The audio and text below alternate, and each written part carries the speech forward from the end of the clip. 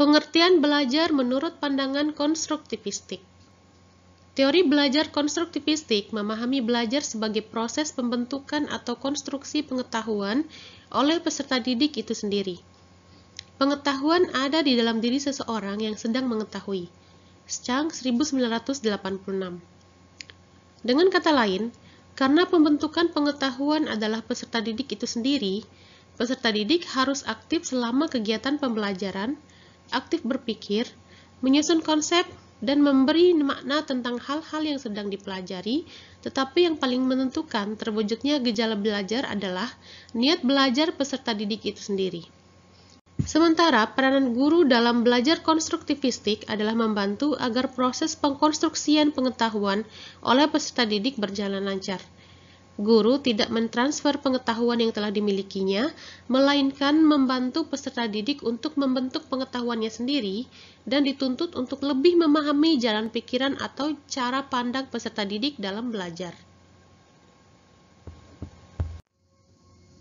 Ciri-ciri belajar konstruktivistik yang dikemukakan oleh Driver dan Oldham 1994 adalah sebagai berikut. 1. Orientasi, yaitu peserta didik diberikan kesempatan untuk mengembangkan motivasi dalam mempelajari suatu topik dengan memberi kesempatan melakukan observasi. 2. Eritasi, yaitu peserta didik mengungkapkan idenya dengan jalan berdiskusi, menulis, membuat poster, dan lain-lain. 3. Restrukturisasi ide, yaitu klarifikasi ide dengan ide orang lain, membangun ide baru, mengevaluasi ide baru. 4. Penggunaan ide baru dalam setiap situasi, yaitu ide atau pengetahuan yang telah terbentuk perlu diaplikasikan pada bermacam-macam situasi. 5. Review, yaitu dalam mengaplikasikan pengetahuan, gagasan yang ada perlu direvisi dengan menambahkan atau mengubah. Peranan kunci guru dalam interaksi pendidikan adalah pengendalian yang meliputi 1. Menumbuhkan kemandirian dengan menyediakan kesempatan untuk mengambil keputusan dan bertindak. 2. Menumbuhkan kemampuan mengambil keputusan dan bertindak dengan meningkatkan pengetahuan dan keterampilan peserta didik. 3. Menyediakan sistem dukungan yang memberikan kemudahan belajar agar peserta didik mempunyai peluang optimal untuk berlatih. Teori belajar konstruktivistik merupakan teori belajar yang dipelopori oleh Lev Vygotsky.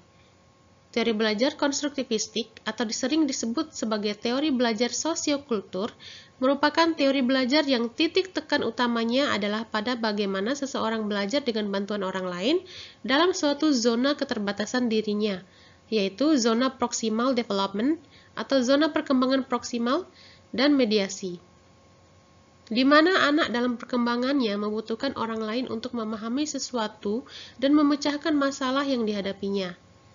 Teori yang juga disebut sebagai teori konstruksi sosial ini menekankan bahwa intelijensi manusia berasal dari masyarakat, lingkungan, dan budayanya.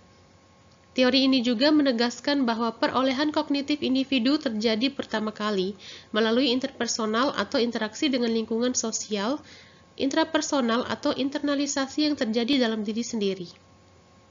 Vygotsky berpendapat bahwa menggunakan alat berpikir akan menyebabkan terjadinya perkembangan kognitif dalam diri seseorang. Berdasarkan teori Vygotsky, dapat disimpulkan beberapa hal yang perlu untuk diperhatikan dalam proses pembelajaran, yaitu dalam kegiatan pembelajaran, hendaknya anak memperoleh kesempatan yang luas untuk mengembangkan zona perkembangan proksimalnya atau potensinya melalui belajar dan berkembang.